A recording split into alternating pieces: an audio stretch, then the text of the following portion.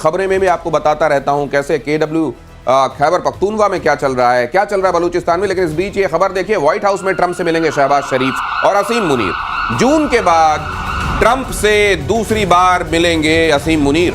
America के सामने नतमस्तक पाकिस्तान के रास्ते ईरान को साधने में लगा हुआ है अमेरिका।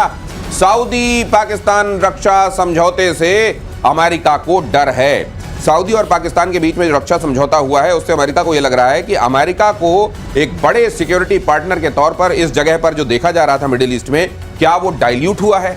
और दूसरे ये भी आप जानते हैं कि न सिर्फ बलूचिस्तान के मिनरल्स पर निगाहें हैं अमेरिका की, बहुत सारी और ऐसी चीजें हैं, मसलन ईरान को भी साधना, ईरान के ऊपर हमला करने के लिए पाकिस्तान के एयर स्पेस का यूज करना और न जाने क्या क्या। पाकिस्तान को अपने तरीके से इस्तेमाल करता है अमेरिका। और इस समय वहां पर गए हैं शहबाज शरीफ। असल में शहबाज शरीफ नहीं गए हैं, कहा यह जाना चाहिए मुनीर गए हैं, साथ में शहबाज गए। मुझे तो यह लगता है जनरल सिन्हा कि कहीं ऐसा ना हो कि कुछ दिनों में जैसे इनकी हिमाकत बढ़ती जा रही है, कहीं शहबाज के गले में हम कोई पट्टा ना देखें।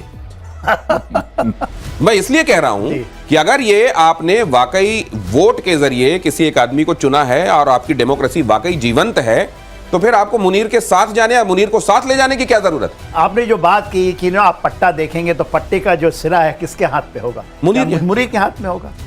देखिए ये तो सच्चाई है, आप ये लेके चलिए कि पूरी की पूरी, क्योंकि वहां की डीप स्टेट इतना ज्यादा है और उसको सह मिल रहा है किससे? अमेरिका से मिल रहा है, उसको सह मिलता है चाइना से।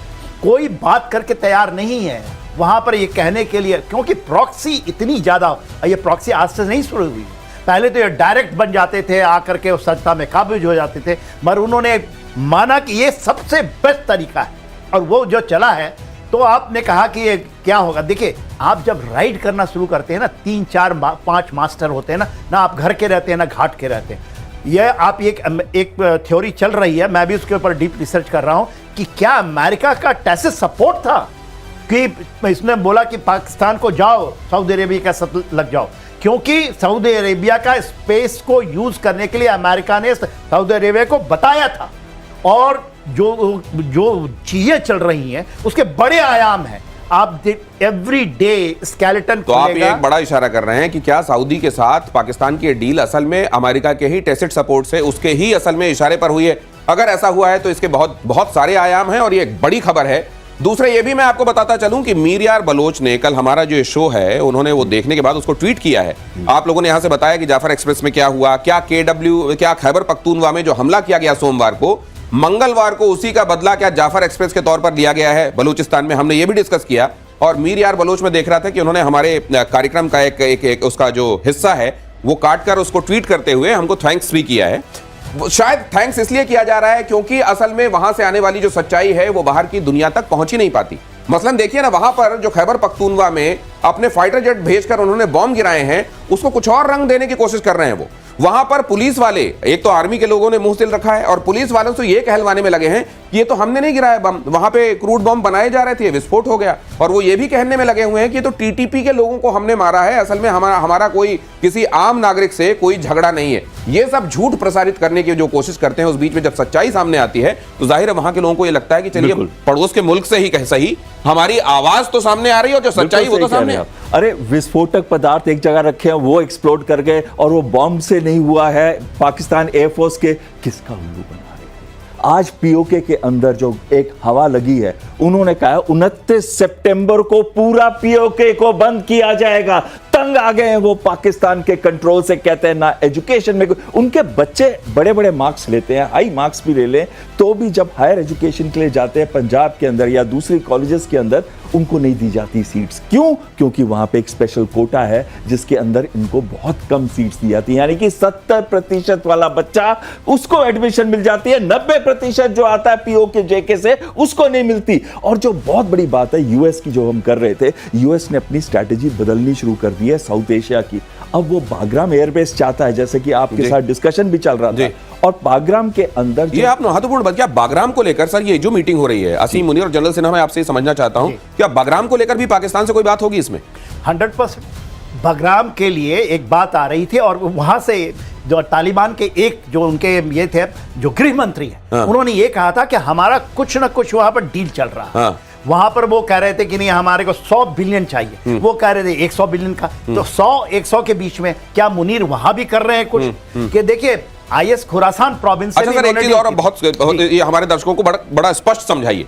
अगर इस जैसा आपने कहा टेसिट अंडरस्टैंडिंग है, लगता है सऊदी अरब के साथ जो पाकिस्तान की डील हुई है वो अमेरिका की टेसिट सपोर्ट से हुई है, इसका फायदा क्या होगा अमेरिका को?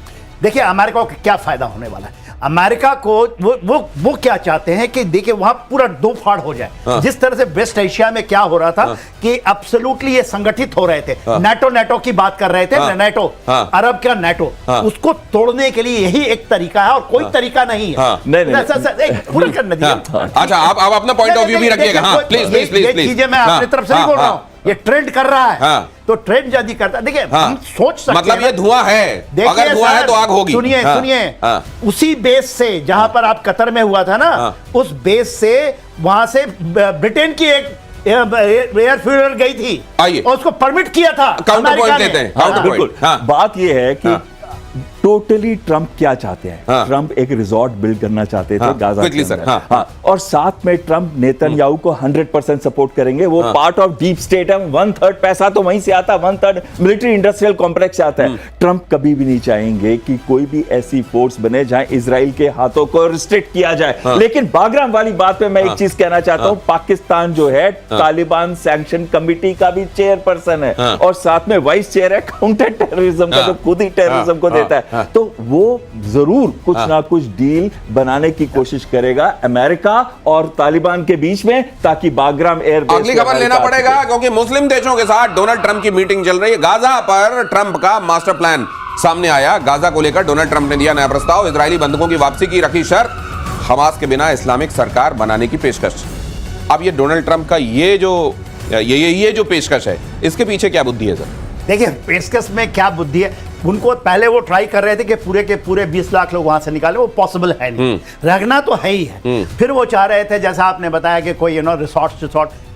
प्रॉब्लम उसकी ये आज है कि जो डोनाल्ड ट्रंप चाहते हैं कि हमें इससे क्या फायदा मिलेगा, और इजराइल को क्या है, इजराइल के पास दो चीजें हैं। इजराइल को चाहिए कि पूरा का पूरा आधिपत्य उनके पास आ जाए, इंक्लूडिंग वेस्ट बैंक, और ये चीजें चल रही हैं। जो 2 नेशन थ्योरी हम बात करते हैं, that will be on paper, but ये तो पहले आप बताइए इजराइल को कितने लोगों ने आज तक दुनिया में ये किया है, मान्यता दी है। बहुत सारे आपके देश हैं वेस्ट में भी जो उन्होंने मान्यता नहीं दी इजराइल को आज तक। ठीक है, तो बात यह है कि इनको क्या चाहिए, इनको चाहिए पैसा, इनको चाहिए कि किसी तरह हम, और इसीलिए वो फाड़ना चाहते हैं। देखिए खबरें आ रही हैं आज के दिन में पूरे वेस्ट एशिया में रशिया, इंडिया और इजराइल, इसकी गठजोड़ बन रही है। जो मैं आपको बता रहा हूं, ये इन आयामों को पढ़िए। कोई, मैं भी हो सकता है गलत हूं, मैं गलत नहीं है, ये बातें चल रही हैं।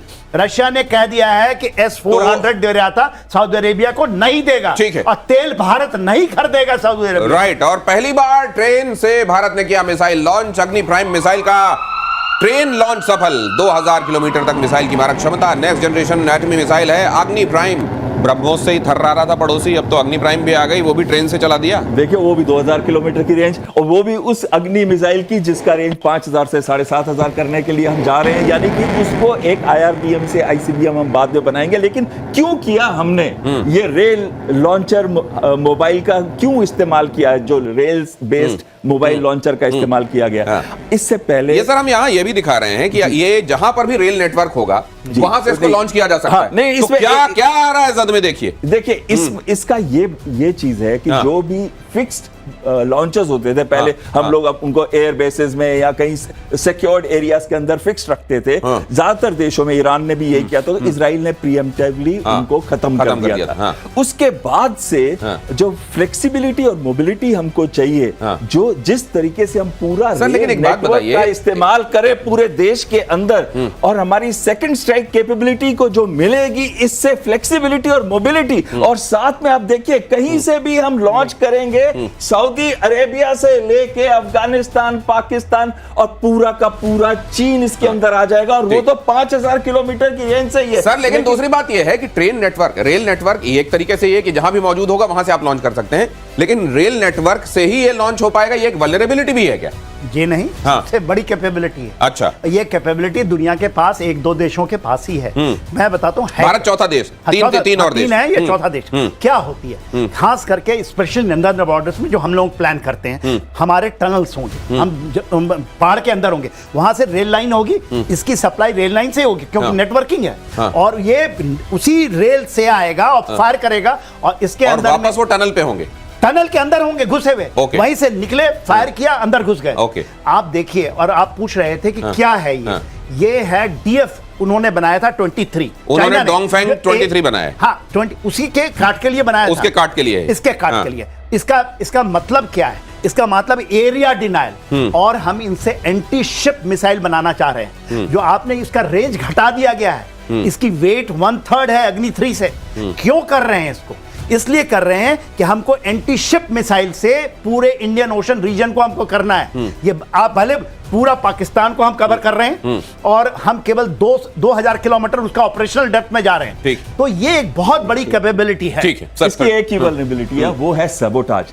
इसमें ये कहा जाता है कि जैसे हमारे VAVPs में हम पहले इसको मिसाइल लॉन्चर्स को रखते तो हाईली प्रोटेक्टेड होते थे। इसके लिए इसकी प्रोटेक्शन हम, जैसे कि जनरल साहब ने बहुत सही तरीके से बताया कि टनल्स के अंदर इसको रखेंगे तो वहां पे हमको इसकी उसी लेवल सबोटाज किस तरह का? सबोटाज का मतलब है जैसे इजराइल ने किया, जैसे कि यूक्रेन ने किया, ज़ेलेंस्की ने किया, ये अपने एजेंट्स को, कमांडोज को या फिर आतंकी एलिमेंट्स को भेज के उन जगहों पे जहां अगर उनके पास रियल टाइम इंटेलिजेंस हो तो वहां पे हाँ, ये इस तरह के खतरे तो हमेशा बने रहते हैं, ये वल्नरेबिलिटीज तो हमेशा होंगी। ये देखिए, कैनिस्टर में आ रहा है, कैनिस्टर है, डुअल कैनिस्टर है, ठीक है। और इसमें कोल्ड स्टार्ट कहते हैं कि आपको कुछ करना नहीं है, सॉलिड फ्यूल इसके अंदर डाला गया है कि आप जस्ट निकाले। यदि आपने कहा 1 सेकंड में फायर हो सकता है, कोई प्रिपरेशन नहीं। ये कैपेबिलिटी इसी के कारण है, और टाट्रा व्हीकल के ऊपर, इसमें रोल एंड रेड दोनों के ऊपर में, और स्ट्रेटेजिक फोर्स कमांड, ये कोई नहीं, हमारी ने आर्मी नेवी एयर फोर्स को नहीं आ रही है, ये स्ट्रेटेजिक फोर्स कमांड को दी जा रही है। जो आप रॉकेट फोर्स सुनते हैं ना,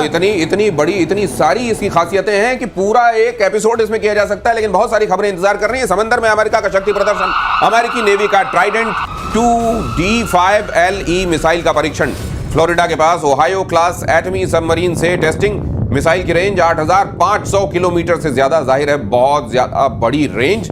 और क्या ये बड़ा डेडली टेस्ट है सर? बिल्कुल सही, बहुत ही डेडली टेस्ट है।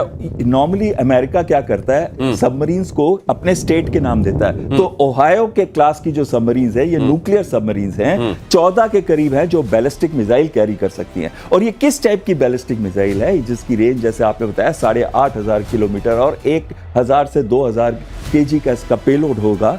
और साथ में इसकी महत्वपूर्ण बात है, इसके ये मिसाइल 1980 में बनी थी, लेकिन इसके गाइडेंस सिस्टम में और इसकी एक्यूरेसी में बदलाव किया गया, और लाइफ एक्सटेंशन दी गई है इसको 2040 तक, और 197 टेस्ट किए गए। 197वां टेस्ट था जो सबमर्सिबल हुआ है। और इस मिसाइल की वजह से ये पनडुब्बियां कहीं पे भी होंगी दुनिया में तो मोस्ट पार्ट्स दुनिया के कवर कर सकती हैं। यानी कि इस समय एक स्ट्रेटेजिक मैसेजिंग भी हो रही है साथ साथ में। वो स्ट्रेटेजिक मैसेजिंग रशिया को भी है, यूरोप को भी है, और चाइना को भी, और चाइना। तो अगली खबर देखिए, ईरान ने पहली बार ICBM का टेस्ट किया है।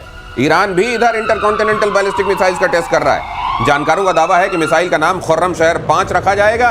मिसाइल 12000 किलोमीटर से ज्यादा दूरी तक हमला करने में सक्षम है।